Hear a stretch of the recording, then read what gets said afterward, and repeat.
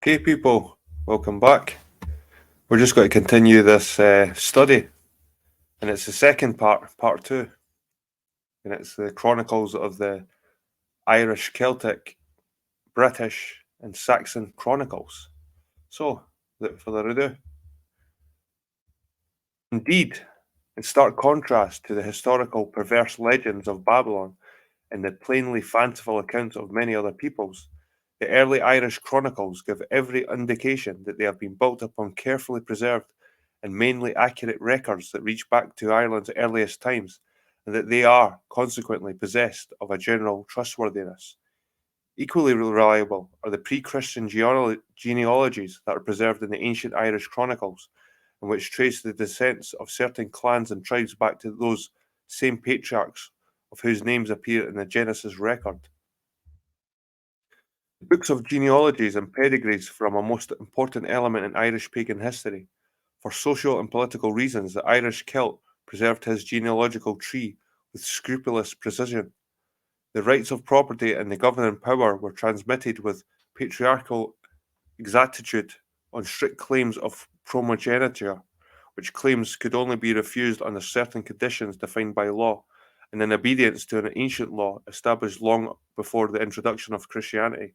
All the provincial records, as well as those of the various chieftains, were required to be furnished every third year to the convocation of Tara, where they were compared and corrected. It thus becomes clear that the Irish genealogies were compiled at a time when it would have been beyond all possibility for the Christian monks to have influenced or altered them in any way, and we are left with the simple conclusion that these genealogies owed their existence to the preservation of records that was entirely independent of either the Jewish or Christian churches. And we see that the ancient Irish, in common with their forebears in the Middle East, preserve records of events that significantly confirm the Genesis account concerning the descent and dispersal of the nations. The same can be said for an equally neglected series of documents that belong to another race altogether, the British Chronicles. We shall begin with this section of our study by considering the work of a British scholar named Nennius. The term British means that he was descended from the original peoples who settled in Britain after the flood. The modern Welsh are descended from that same stock. Nennius completed his famous work, the Historia Brittonum, towards the very end of the 8th century AD, and his achievement was to gather together and thus preserve a whole series of documents and sources that collectively shed much light upon especially the early pagan, i.e., pre Christian history of the early Britons. In the preface to his work, he tells us in Latin that he is recording certain facts that the British had stupidly thrown away, que hebitudo gentes Britannia dicerat.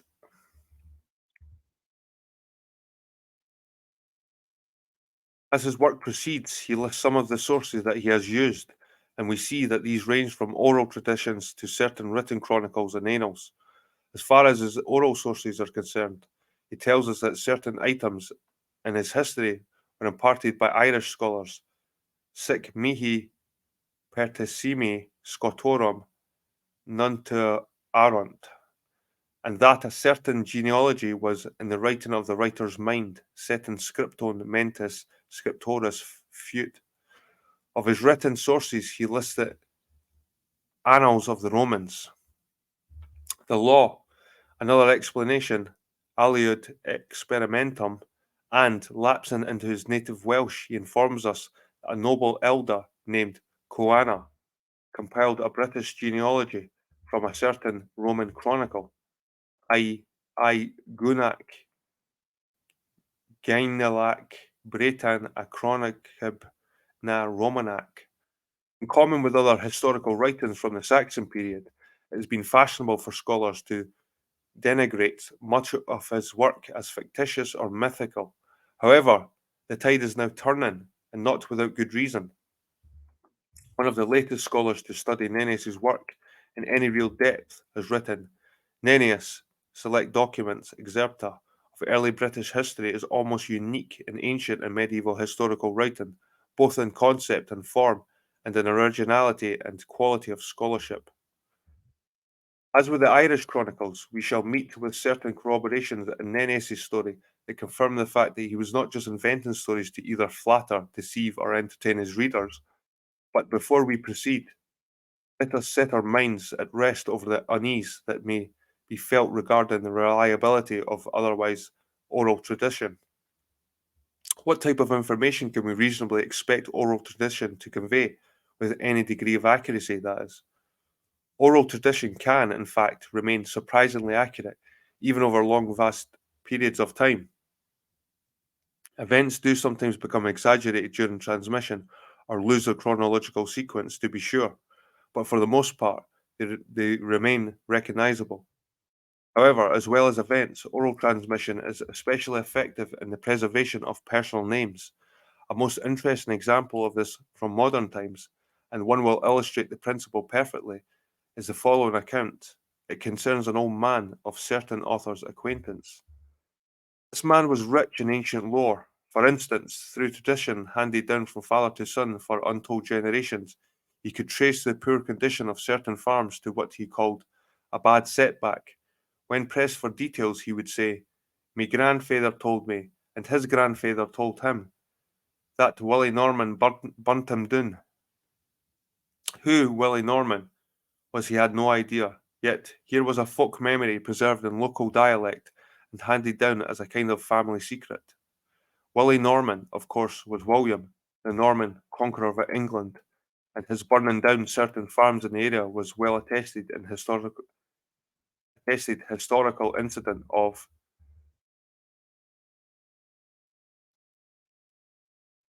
punitive raid carried out under William's orders and by his troops.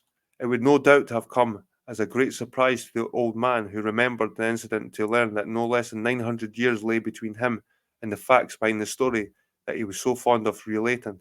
Yet, he was accurately conveying to his listeners both the name of the culprit and the nature of the crime, in spite of his own unawareness of the passage of so many centuries.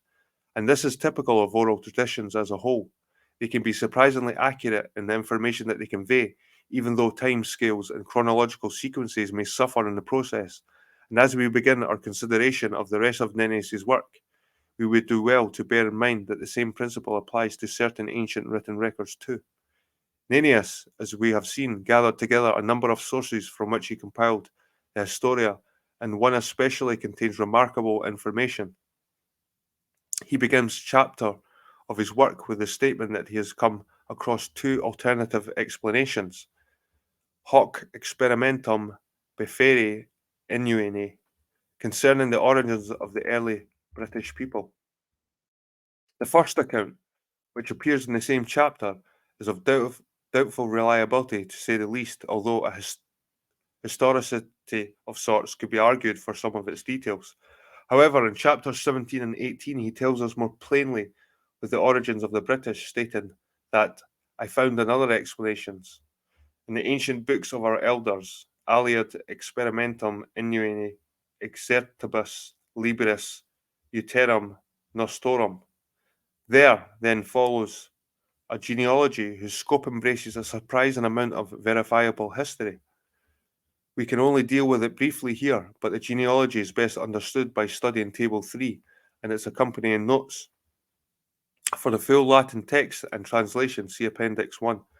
Here we may content ourselves with the observation that Nennius has passed down to us the contents of a very ancient document, and he has preserved it, warts and all. A compatriot of Nennius, though he lived some 350 years after him, was Geoffrey of Monmouth, who published his own history of the kings of Britain, the Historia Regum Britanniae, in about 1136 AD. Right, we'll quickly have a look at this. I don't think it's going to be quick because it's got a massive caption underneath it, but we'll have a look at this table.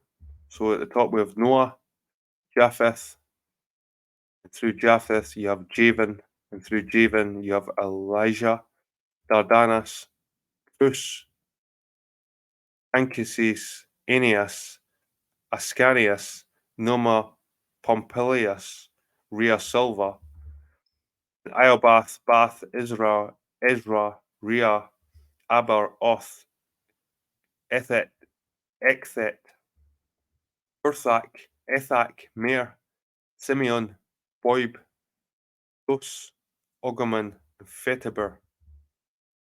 So on the right it's male line of descent, and on the left it's female line. Right. Through the Gomer you have the Gauls. Through Magog you have the Scythians and the Goths. Through Madai, you have Medes. Tubal, you get Iberi, Hispani, and Itali. Meshech, you get the Cappadocians, and Tirash, you get the Thracians. So Rhea Silvia and Fetiber looks like they go back together again, and had Alanus, Erminon, and through Erminon you get the Goths, the Walagoths, the Gepids, the Burgundians, the Longobards, and through Hesitio you get the Franks, the Latins, the Albans, and the British, and Negi, Bavarians, the Vandals, Saxons, and Thuringians. It's interesting to compare Nennius' table of European nations with Table 1 of Part 1 of this study. The genealogy of Japheth's descendants are based upon the Genesis record. Nennius and Genesis are in remarkable agreement with one another, yet Nennius adds details that are not included in Genesis for natural and obvious reasons. Gomer 1, for example, is merely cited by Nennius as being the ancestor of the Gauls. Nennius omitting the biblical names of Gomer's three immediate descendants, Ashkenaz, Riphath, and Togarmah. He cites Magog as the ancestor of both the Scythians and the Goths, and Madai as the father of the Medes. So far, so good. From this point, however, the document from which Nennius is working shows one or two telltale signs of the albeit remarkably little distortion that is suffered in transmission, oral or written. Tubal, number 4, see Part 1, Table 1, number 13, was the father of people known to the Assyrians as the Tabali, whose land, Tabal, present-day Georgia in the USSR, lay adjacent to that of the Tegarama or Togarma. The descendants of Tubal eventually migrated northeast to found the city that still bears their name, Tobolsk. Nennius, however, or rather the document that he has handed down to us, adds the details that from Tubal came the Iberians, the Spanish, and the Italians. Such a descent is unlikely on racial grounds alone, yet it is an echo of an earlier assumption that was recorded by Josephus some 700 years before. Josephus wrote that Tubal was the ancestor of the Thobalites, who were known as the Iberians of his own day. Likewise, Nennius' source cites Meshech as the father of the Cappadocians, an error that once again had already been recorded by Josephus. It is doubtful that Josephus originated these errors, for he himself relied on even earlier records for his own information. The confusion, however, was easily brought about. The Genesis does record the existence of two Meshechs, not one. The Meshech with whom we are immediately concerned was a son of Japheth, whereas the Meshech with whom he was often confused was descended from Shem, see Part 1, Table 3, number 57. The people descended from the Semitic Meshech were known to the Akkadians as the Mashu and to the Egyptians as the Mishra, both names referring to a people then inhabiting Lebanon, hence Cappadocia. This is the source of Josephus' error and those on whom he relied. We find it perpetuated also here in Nennius. Other examples of distortion, albeit of a minor nature, are seen in the Goths, as shown as being descended from both Magog, the biblical patriarch, and from Arnamon, son of Alanus. Armenon himself is stated to have had 5 sons, yet only 4 are named. 5 nations are later to have descended from him. Likewise, Negu is stated at first to have had 3 sons, yet 4 nations derive from him. The significance of all this is that Nennius could easily have edited out or corrected these points, thereby enhancing his own credibility, yet he chose to simply leave them as they are. Almost paradoxically, this enhances his standing as a trustworthy and reliable historian, and it further assures us that we are reading these ancient documents exactly as Nennius read them. Furthermore, the exactitude of this genealogy in showing both the male and female lines of descent of Alanus from Javan is as surprising as it is unusual, and rather than contain any overtly mythical material, both lines give every appearance of being simple registers of ancestral names. From Alanus onwards appears a comprehensive table of European nations. One or two of these names were archaic even in Ennius times and would long have fallen into disuse. They are all, however, familiar to any historian today whose studies touch upon the history of Europe at about the time of the collapse of the Roman Empire. For some 2 or 3 centuries, Europe was a seething cauldron as nation vied with nation in a bewildering array of invasion and counter invasion, and yet not one of the names in this table is historically unattested, not even the unlikely sounding Gepids. Again, this assures us that these names were carefully and faithfully preserved in the document that Nennius com- com- copied. And we also note with interest, not for the first time, various nations are seen to have descended from patriarchs whose names are also to be found in Genesis record. See Appendix 1. There is an etymological link between the ancient tribes of Gomer and the modern Welsh. An equivalent of the adjective Welsh is Cambrian. See Table 4, Number 4, Camber. Today, Welshmen still know their country as Cymru, and the link between them and the early peoples of Gomer is illustrated in the following. The ancient Gomeri and Cimbri descend of Lafet, the first possessor of this land after the dispersion of Babel. Stowe, page 1, see bibliography. Right, guys, I think I'm going to leave this one there. I'll see you in the next reading. Thank you very much for listening. Have a good day.